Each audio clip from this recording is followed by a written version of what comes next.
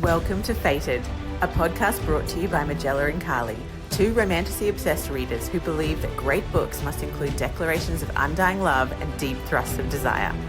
Diving into the spicy, smutty fantasy genre, we are here for both the rattling of stars and headboards, and our podcast starts with the worlds of SJM, but delves into other realms. Did we mention that washboard abs and wands of all kinds are welcome in this inclusive and magically charged space? No topic is off limits, and no one is forced to have only one favourite heroine. Welcome to Fated, where we are unabashedly and wholeheartedly hot and heavy for spicy fantasy fiction. It's time to sit down and smut up. Warning, spoilers ahead.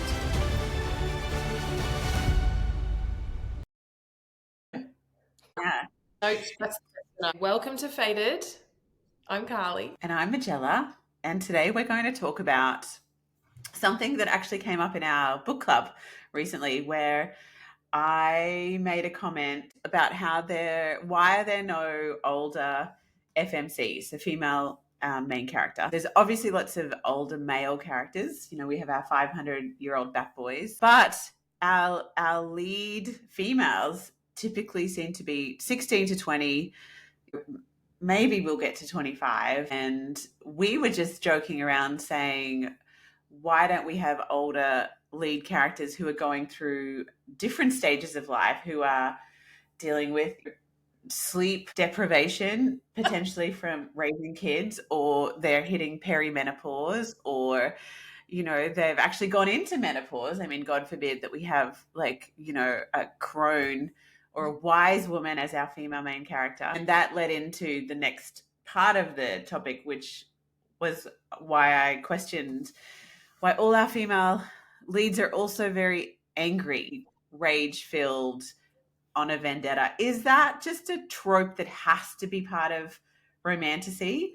Or have Carlie and I just not read enough romantasy books yet to actually come across female lead characters that maybe are more chill, you know, maybe a little bit more gentle, or go with the flow, or they conquer with kindness that doesn't come out at the end of a sword? I'm not sure if that's possible. I mean, Elaine in ACOTAR could be our first female main character who comes forward from a place of nurturing and being really connected to the earth and helping things grow. But we haven't had her book yet.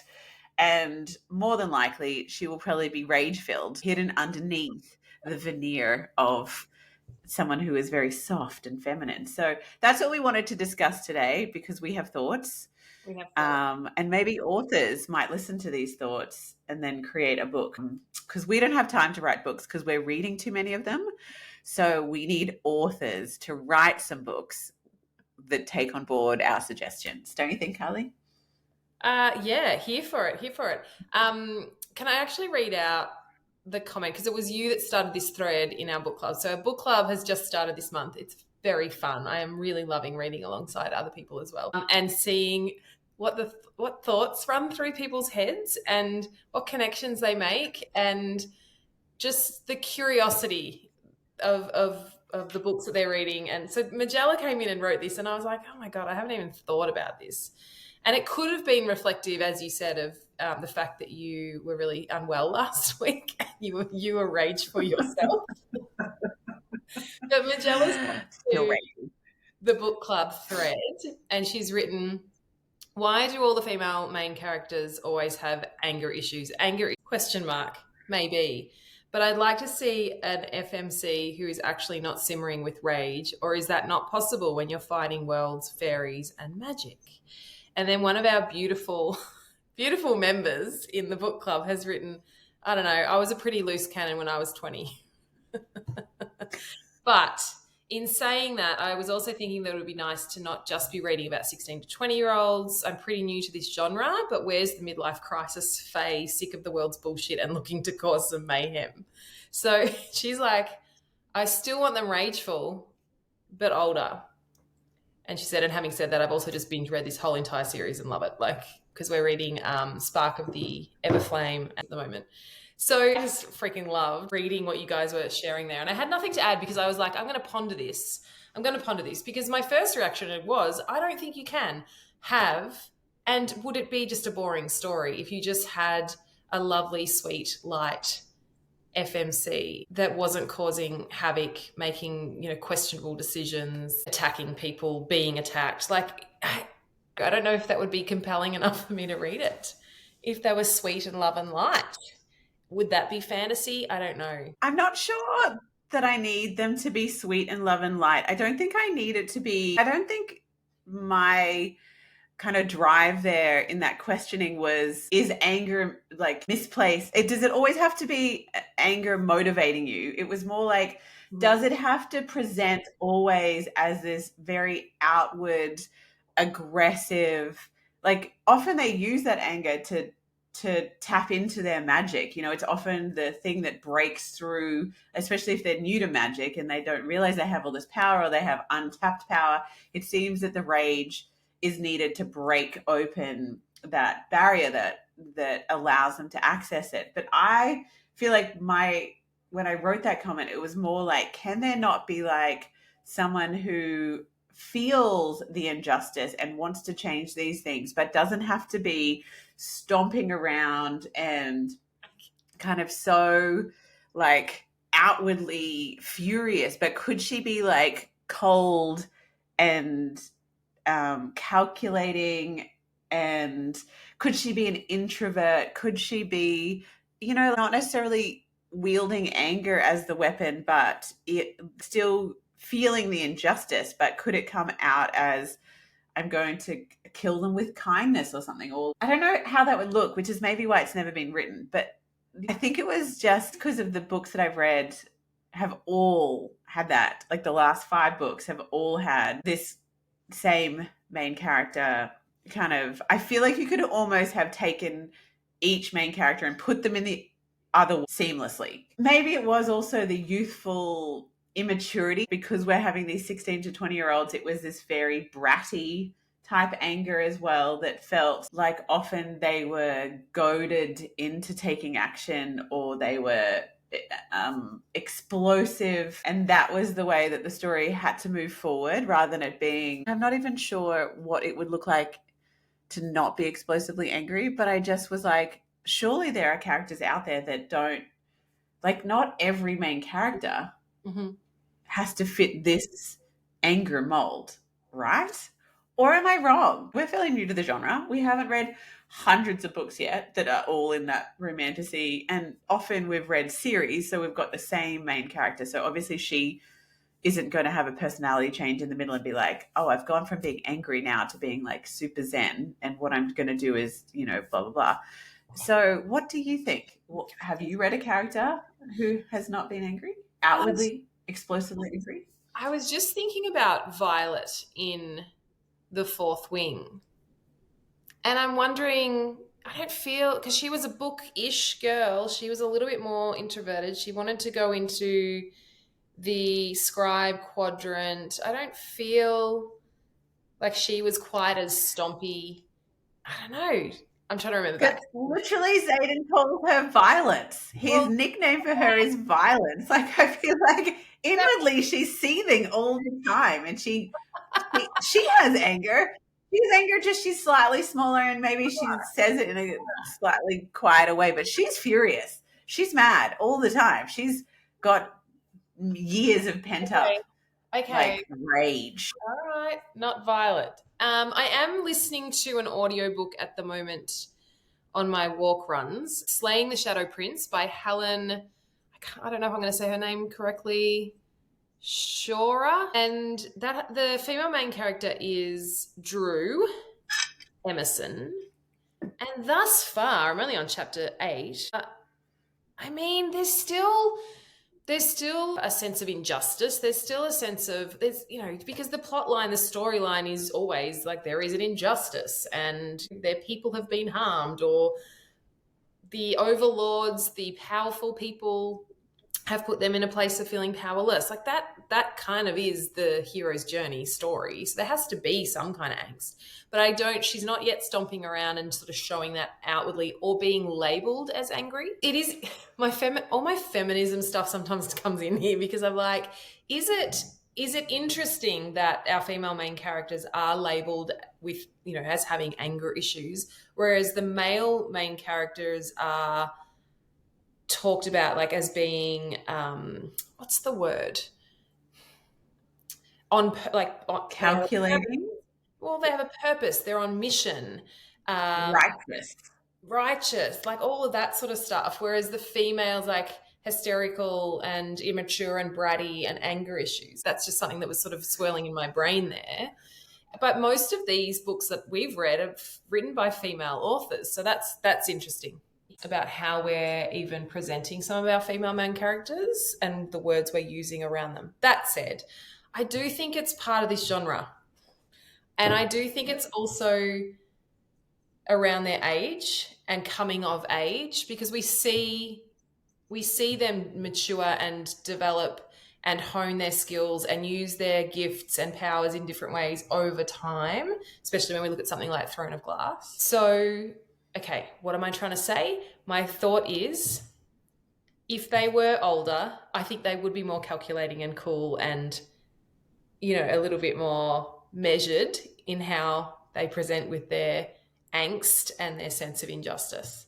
So I think we need more books about perimenopausal women. I think that, even though I've said that, is it possible to create change without anger though? Am I trying to marry things together that can't actually happen? Like, it's so implausible that someone would be trying to right such big wrongs or overthrow evil princes or kind of take down the people who are harming their realm. Can you do that without anger, no matter what your age? Who is going to come in other than someone that maybe has a Dalai Lama energy and comes in and is just like, we are going to like peacefully protest and we're all just going to sit down and no, we're not going to tend to the crops and we're not going to clean your lavatories until you step down from power. This is just implausible. And it's just that when they're slightly younger, it's that they're more impulsive, and potentially us being older, we can see the plot pitfalls of that, being like, well, if she had just held her tongue, she would have not ended up sabotaging this and getting thrown into the cell. If she had the hindsight of another 20 years and, had the patience of being a mother, she would be like, I will bide my time because you are a little pipsqueak of a man and I will get you by being more patient.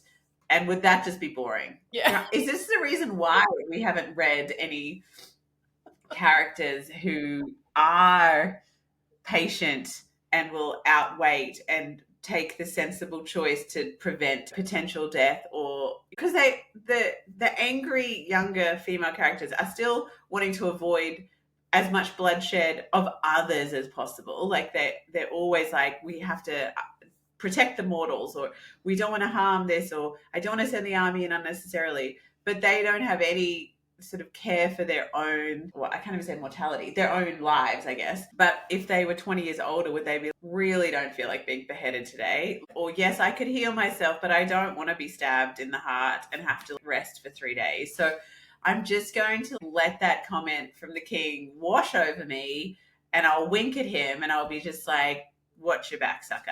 And I'll come and get you with poison very quietly in your wine when you're too inebriated tonight, because I'll distract you with like a topless dancer. You know what I mean? Like, and is that just boring? Are we just, where's the fight?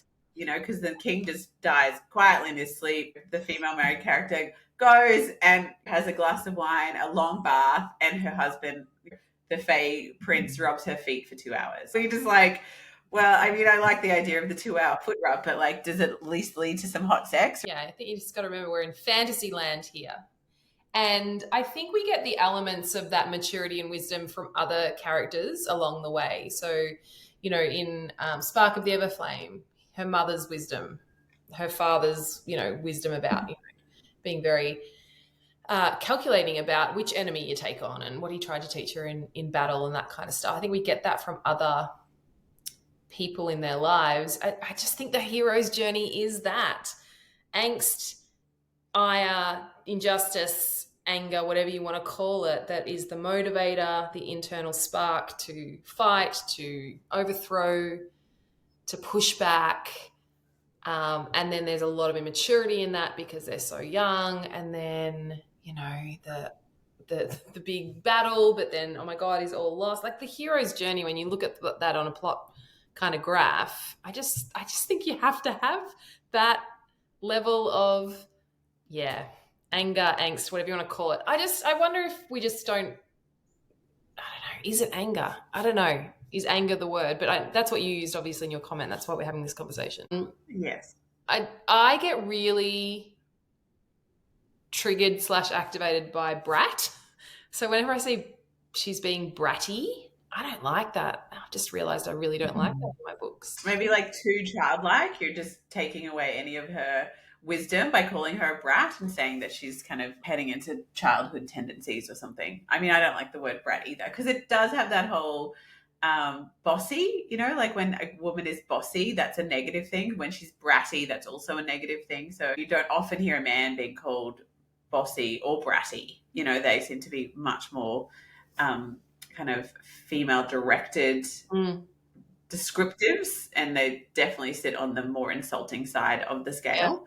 I'm also really aware of not like over policing this experience of reading fantasy, like not taking too much of the real world, because in the real world I have conversations all the time about how we talk about women and how women are spoken about and labeled differently to men. I don't want my brain to start becoming too, aware of that in my fantasy as well. I don't want it to become a place where authors and readers are like policing what they write and what they read and saying, well, we shouldn't be calling women this and we shouldn't be using that label and we shouldn't have only FMCs that are represented in this way. I mean, it's cool if there's diversity, of course, but I don't want to bring that energy too much into it. I guess like one of our book club members, when she responded to you, she's like, I agree with all that, but also I freaking loved it and I've devoured 3 books and I'm like, yes, I'm in. Like I get it and I'd love some older FMCs, but I'm also just loving this too. That's where I'm sitting. But I'd be curious to know from our listeners if you have read any fantasy romantasy books that do have older protagonists. Yeah. I'd love to read. Because I feel like if I think about romance films, like I don't read a lot of romance books, but if like I looked at the genre of romantic films, there was definitely, there has been pushback that all romantic female leads are so young and that they're still dating men who are in their 40s or 50s or 60s, but like the actress has been cast and she's 22 or she's 25. And so there has been a pushback, I think, against that, so that there are like romance films where the woman, it's like, post kids or they're in menopause, or that great one with Emma Thompson where she, hired a sex worker to explore her own sexuality and she's in her 60s. So I feel like, is there not the possibility of still having potentially the anger and still going on a hero's journey and still fighting, but like having that in the life experience, lived experience of a character who has already had children, or who has, especially because the Fae, they live hundreds of thousands of years. Like, could we not run into a Fae and she's fighting injustice when she's 2? Does it have to be that to save the world you also have to be on a journey of self-discovery, of a set trajectory? Because I feel like as a woman I don't feel like I'm done, or that I've learned everything, or that I've kind of reached my peak of wisdom and now I'm just like, well, nothing new to learn here. So why couldn't I be a character who's also still learning but has had a family, or who has had multiple mates, or has had 2 partners? Could that not be an opening where you could still have the righteous fury at the injustice of the world, but you maybe have different life experience behind you? And would that be interesting? Would you read that? Would I read that? I'm not sure. I think I would want to read that. Yeah, so I've just gone on and like Googled fantasy books with middle-age or older FMCs, and on Goodreads there's a whole list. fantasy books with middle-aged, I love how it's middle-aged, 35 years and above, main characters, and one that's been on my TBR, so I probably need to maybe bump that up. It's called The House in the Cerulean Sea. Have you heard of that? Is that the one where she's got like blonde hair flowing on the cover? Oh, no, the house. Oh, there might be a couple of covers. No. By TJ Clune. It's got 600,000 ratings, and the average is 4.41. Magical Island, A Dangerous Task. 600,000. Sorry. 600, like over 500,000. Is that what you're saying? Review ratings. Yeah. Wow. It's really popular. How have we not heard of this? So that would be interesting to read that and see how we relate to that older, wiser, potentially. Maybe not. I mean, do you know what? There's a lot of really immature 40-year-olds. Maybe we prioritize a couple of those this year and see what we think. But it's just an interesting conversation, isn't it? I do think you do have to have that sense of anger, and maybe we've read enough now that we're just like, okay, this is sort of becoming a bit tropey, or it's a bit like, yep, okay, that has to be in there. Does it have to be in there? Maybe, I don't know. Maybe it was influenced by how you were feeling last week. Maybe it's influenced by your cycle. Like, I don't know. But it would be so cool to also find as well, I'm going to do a bit of research, books where it's the female that's the 500-year-old fae and a younger male character. I mean, that would be great also. I just think that I like the escapism aspect. You know, I don't go into Harry Potter. I mean, I guess because that's set in a school, so I know their ages and I don't expect it to be any different. So I guess if I apply that same logic and go, well, I'm reading these books and that they're kind of set in this sort of age, and I'm reading it for escapism. I'm not reading it so that it runs parallel to my life and I can go, oh, I see all these similarities. I'm reading it because I'm like, I want that. And I obviously have to leave certain things at the door so that I can step into that world. There's some really implausible tropes that happen where it's just like, is it weird that a 500-year-old fairy who has had how much life experience is attracted to a 19-year-old? But when they write it, the 500-year-old doesn't feel like a 500-year-old. I don't know what that would even feel like. It doesn't feel like someone who's beaten down by years of life and knows so much that they're world weary. It feels like the dude's like 2 years older than her. Like it's also the way they're written, like their actual world view and perspective doesn't. It's almost like they could just pick any age. Oh, he's 2002 years old. Yeah. But he still thinks she's really hot and got a great ass. You know, like it's just like that would be the same as if he was 22 years old. So it's kind of like, are they just writing the men in a certain like mental age regardless of their physical age? And is that what happens because immortality just slows everything down? Yes. So it's like they just don't mentally age either, you know, like they just stay at like 22 for 80 years and then they turn 23 mentally for the next 40 years and then they get to 26 and suddenly they're 400 years old and they're still only 27, you know? Like, is that kind of mentally how it happens? And they die at 1,000 and they're actually only like 32.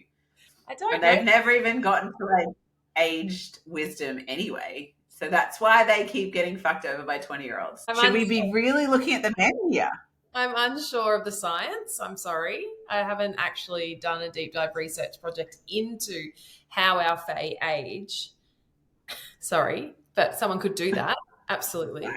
It's interesting because when I read, I kind of disregard age anyway. Like I don't know. I'm not like constantly reading my books thinking, oh, she's 21, she's 21. He's this, he's that. I don't really think too much about it. And I have yet to be annoyed and throw my Kindle across the room like you at, you know, the immature decisions that are being made. So maybe when that happens, I'll understand more and be able to relate more.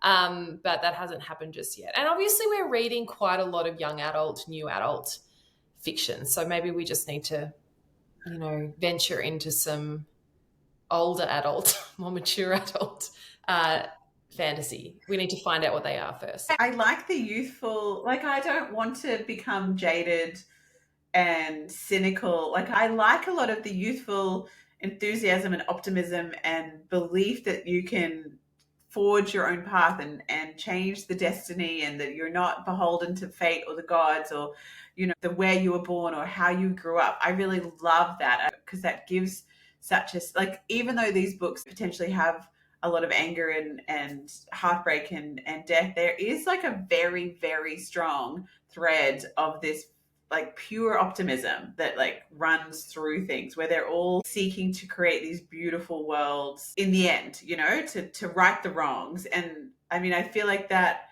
I don't want to lose that no matter how old I get. I would hope that even if we read a character who is an older FMC, who's in her 30s or in her kind of crone and witch years, where she's like maybe heading towards the end of her life, and she's like, she has a different sort of way of making change happen. But I would still hope that she still has that really pure belief and faith and hope that things can always be changed for the better. I feel like I am very in the romantasy genre, and I don't really want anything to change. I do feel very comforted by tropes, and I do like opening it and being like, yes, I do know where this is going. I don't know the exact pathway, but I'm fairly sure that there will be some hot sex along the way. There will be some animosity of some kind.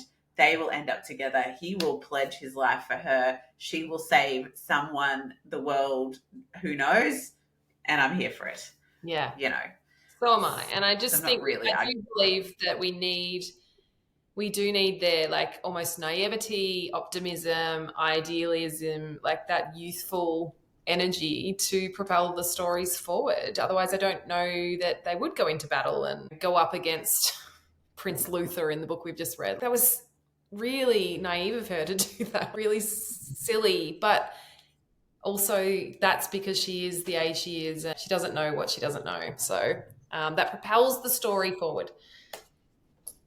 We should circle back when we have both read at least one book where there is a much older FMC. So we would love recommendations. If anyone, even if it's a fanfic, I think even if I read a fanfic about an existing heroine that I know, but her potentially from an older point of view in her life or something, I think that would be, I think we should circle back and be like, okay, we have read and experienced this, and here are our thoughts now. And we would also love to know if readers have read any books where they can already have an opinion, or if they have also heard about these books like Carlie has, and we should all collectively jump on board, because really, isn't it, the main thing for us is the reader experience, where we're in these worlds because of the way it makes us feel, and that we get to have this escapism and we get to get swept along on this incredible ride. So I think that I would be unwilling to sacrifice that in any capacity, to have some balance in ages. I'd be like, very quickly, I'd be like, sorry, I don't want an old FMC if I have to let go of this trope or this tropes. I'm sure many authors have sat down and brainstormed and went, yes, okay, I've got this person in mind. She's amazing. She can do this and this and this. I was thinking that she could be 42. And then it's just like, well, if she's 42, she's probably, maybe this would be some character thing. She'd have personality, and that's not going to work with this bit here. Okay. But she could be like this, but also that wouldn't work here with that, because she would know that would be a stupid thing to do. So like eventually has this author who's like, yes, this is my 42-year-old. This is my 67-year-old. Okay, she's 20. She's 20. Gotta be. Good. Is that what happens? Like, we should do a skit on that. Be like authors who want to, like, we're going to change it up. We're going to change up the romantasy world. And then suddenly just like all paths lead back to the same 5 tropes. And that's why we're here. We're here for the tropes. Yeah. And it'd be very cool to ask some of the authors that we want to interview this year about that, their planning process, and did the characters turn out the way they started with them, and especially around age. Again, just going to ask for recommendations. Please send them to us. We'll do a little, even on our Instagram, a little poll / post or something saying, let us know, because we'd love to read some more and see how we feel and whether that changes our enjoyment factor or what we feel about the stories that we're reading. But that's where we're at. They're all 20. They're all 20, and that's okay.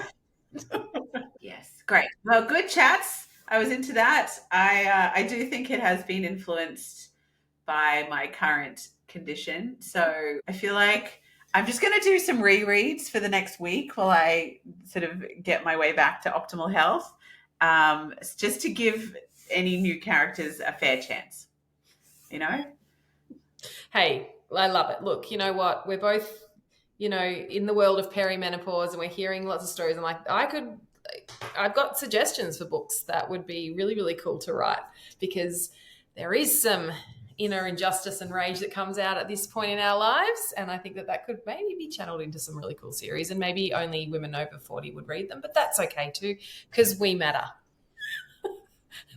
There's something there. Someone needs to pick that up and run with it. All right. I'll talk to you in the next episode. Okay, great. Ciao. Ciao. Thank you so much for listening. We hope that you felt like you were eavesdropping on a conversation that you have been dying to have with someone to discuss all the tiny details and possible plot twists of the books that you've recently read. Perhaps you don't have someone to chat to after you finish one of those epic books, so please give the show a follow, and we would be honoured to be your book-obsessed friends. But mostly though, we hope it was fun, it gave you a giggle, it made you gasp, or encouraged you to pick up a different author. Please share it with someone who you think would also love it, and drop us a review, letting us know what you loved and what you want to hear from us in the future. We will be back with another episode soon. Happy reading.